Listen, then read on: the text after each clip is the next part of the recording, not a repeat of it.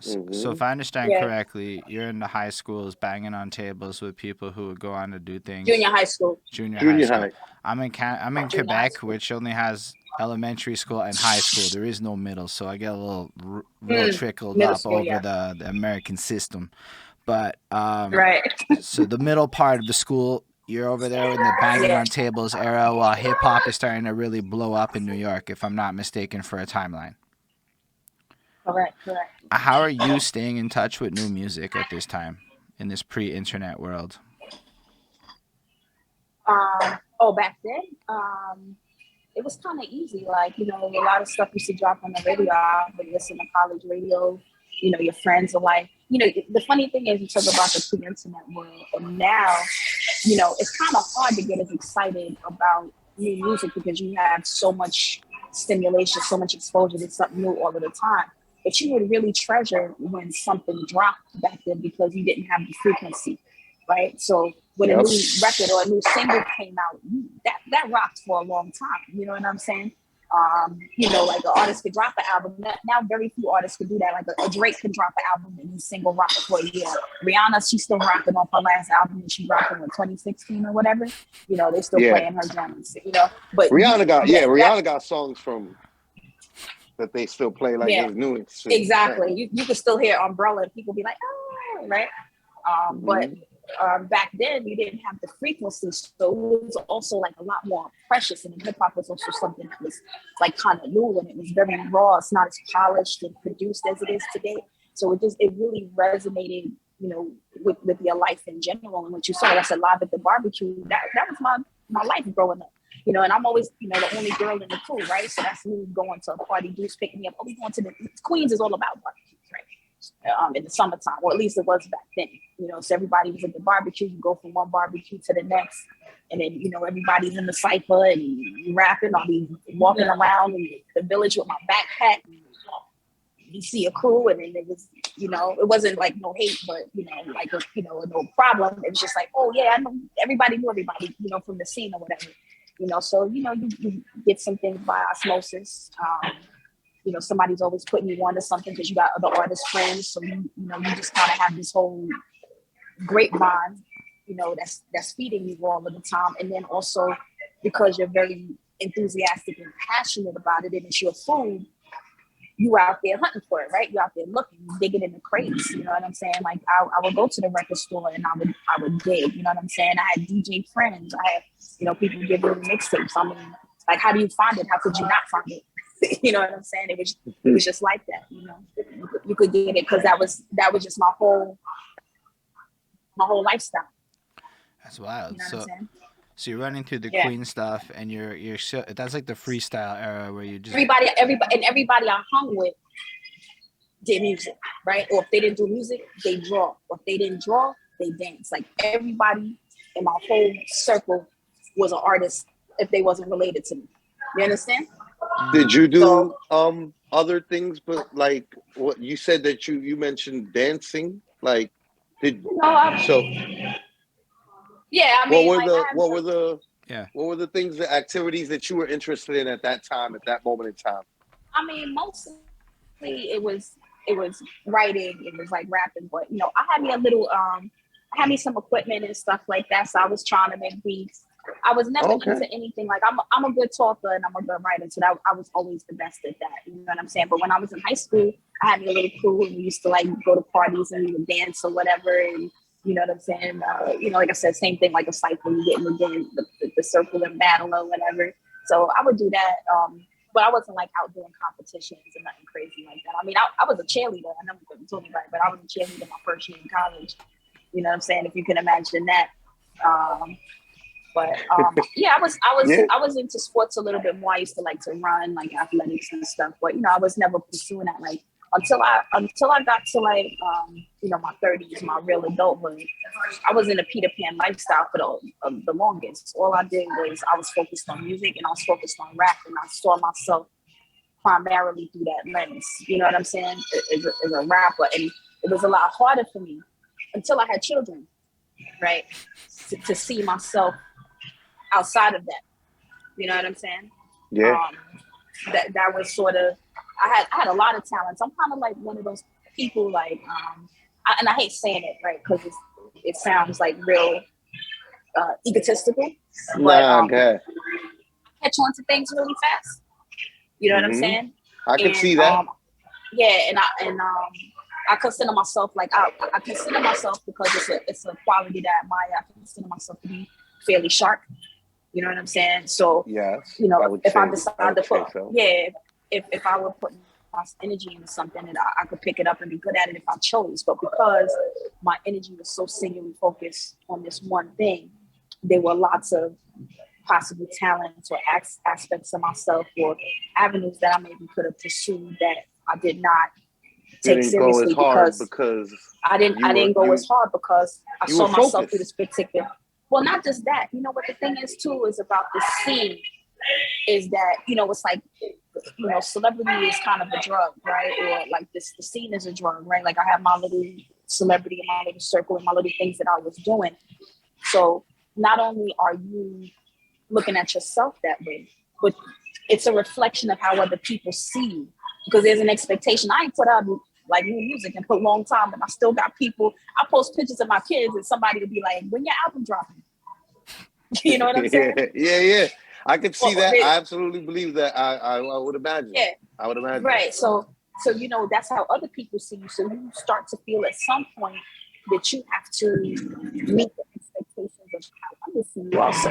Right. So like I said, until I had kids, and my children forced me to stretch myself. You understand? I was at a place where I almost couldn't visualize. Like I had other little jobs and things. I had a real estate license, but I've been doing a lot of different, like I know you for a long time. You know what I'm saying? So, you know, I always be into all kind of hustles. I'll be selling stuff. You know, I had all kind of hustles because I always been in New York. I always had I had an entrepreneurial spirit very early. You know what I'm saying? I mean, that's the only way I could do music. I wasn't signed to a label. I had my music. Like I said, he was making our pause tapes. He was making my demos. I'm going to the studio and I'm shopping it myself. I have my own label. Wait, so hold on. Hold on. Wait. Yeah, no, wait. There's wild things I want to go back to, but I'm gonna leave those other ones back there. Yeah. I'm gonna attach to this one real quick, right?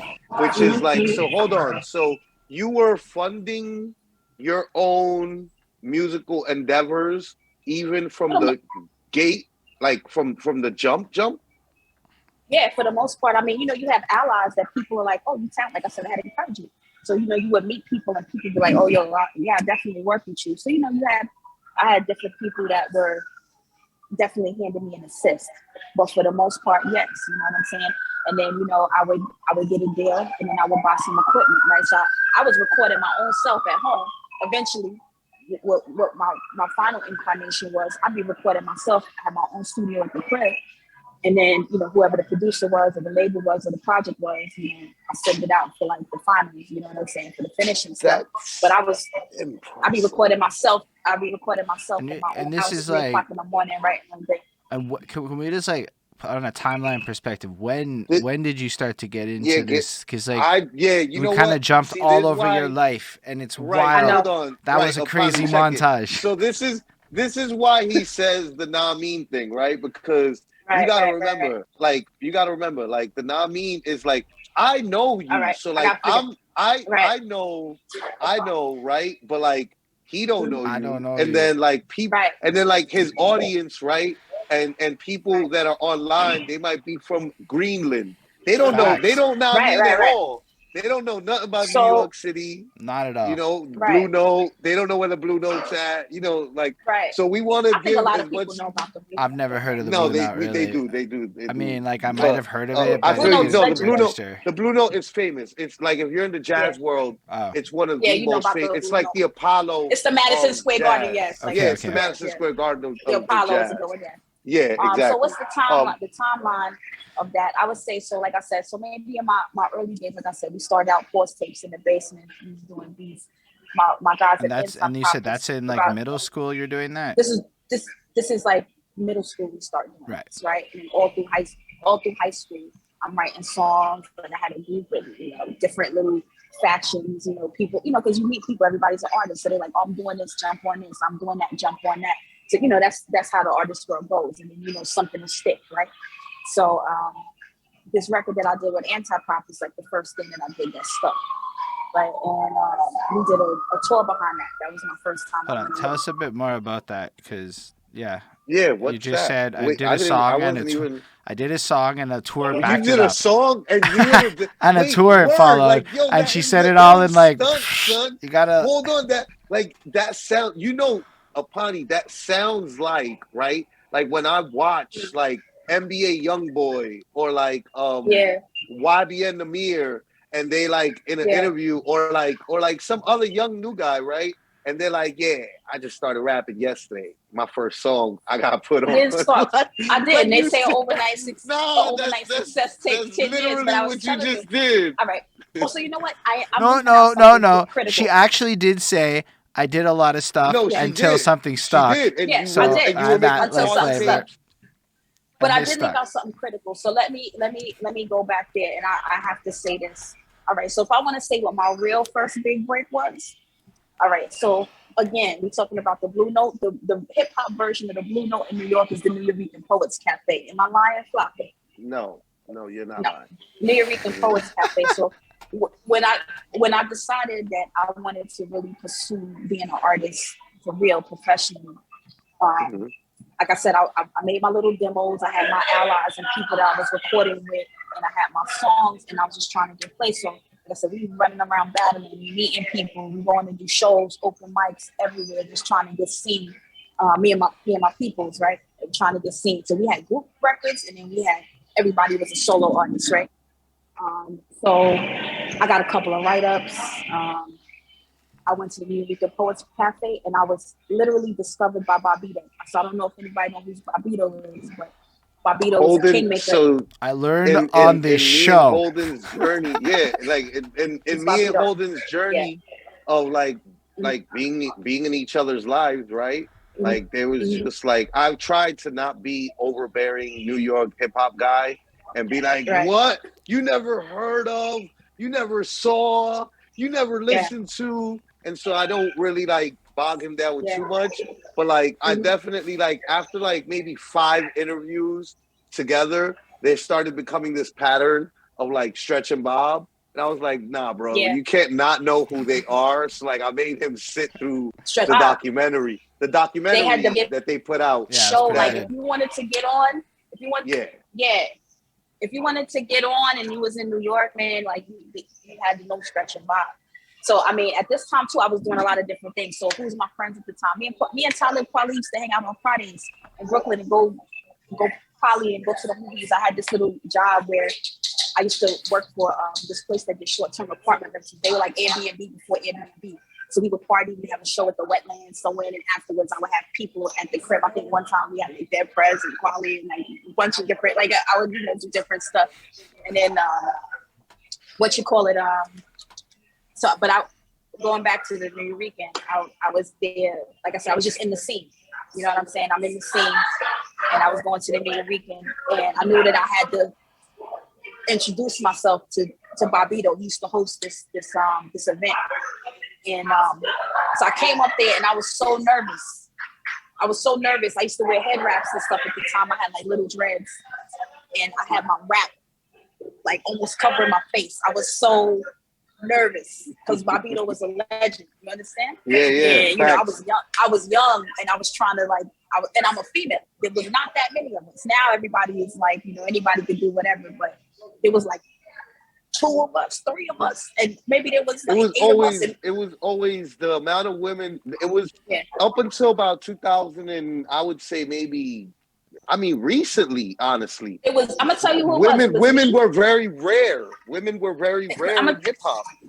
I'm gonna tell you who it was. It was me, Sarah Connor, Jean Grey, The Anomalies, and Peridot from the Juggernauts. That was the same. And then they had the Natural Elements, and I forget the chick's name because we fell out, but the Essence or whatever. You know what I'm saying? I think that was her name. But they all on my, you know who all of the females were in hip hop? They all on my first single, Estrogen. That was every like female on the scene at the time.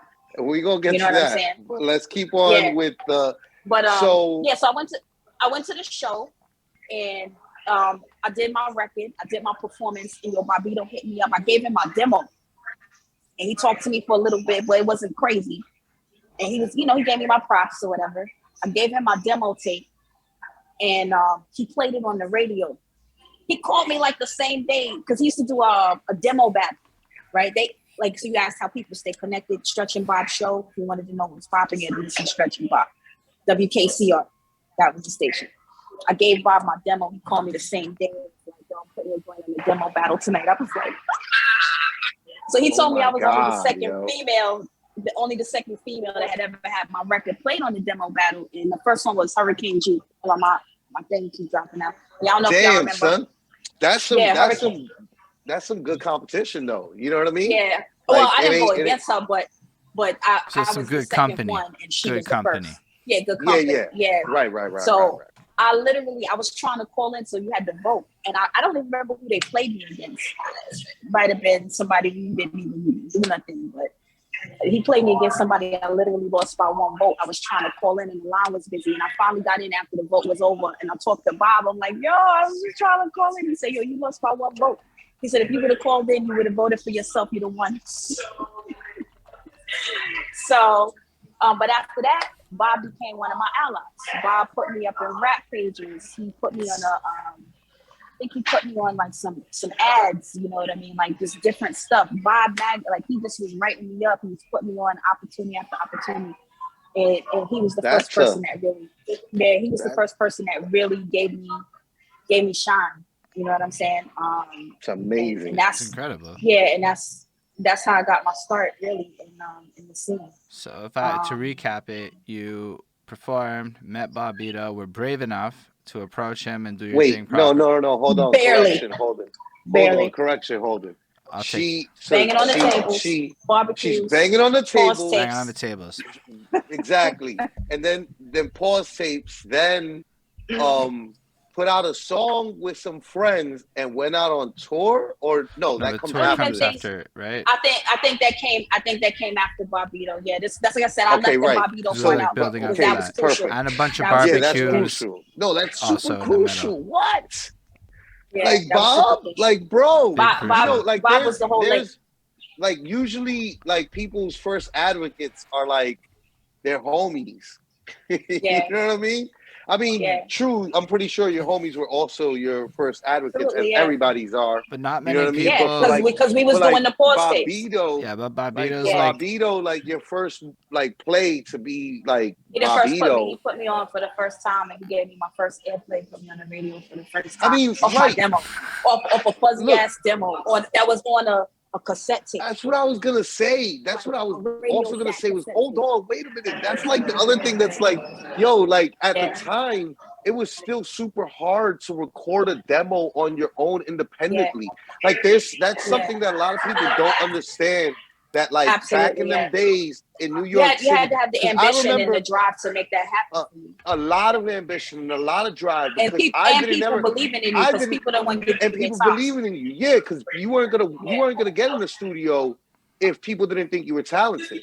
You know what I mean? That's and right. I remember thinking back. Who was going to give you beats? Where you going to get beats from? Yeah, who you going to get beats from? Right. Back then, it was a very exclusive. It was very exclusive. It was not what it is nowadays. I don't know if I ever paid for a beat in my life. That's a flex. That's super flex. Super flex. I don't even know if I ever paid for a beat in my life. Nice. That's power. I mean, but you know what I mean? I wouldn't think that you would have to, you know? But if you listen on YouTube now, somebody got my first demo. I think it was Under Pressure was the record. I think it's up on YouTube. I seen somebody posted. Everything on YouTube is fan posted. I never posted anything of my own shit. Like maybe like some freestyles or something. But I never posted any of my own music. So I noticed that. With a gang of views is all from other people. I noticed that. I mean, is that cool? Because I was wondering that. Cool. Like I thought why not? Listen, you know how you live a long time? People got to say your name when you're gone. Facts. That's how you stay immortal. I think it's cool that you're in that list of people that people felt had to be online. Because, like, that's not everybody. Yes. There's a lot of postings, and they got hundreds of thousands of views. So I'm like, and those comments are all over. How am I be mad at that? No, yeah, right. Like that's something to be super proud of. Like arguably, you know I think most of us would prefer a world where we didn't have to do all the posting ourselves and we could just sit back and be such a legend that other people post the shit for us. Like, I get frustrated with that shit, to be honest. Like right now, I got my own business and I gotta keep myself in the tail every day to be like, yo, post your photos, do this, that. I don't. Yeah, it's not fun. I'm living my life. I'm gonna live my life. That's wild.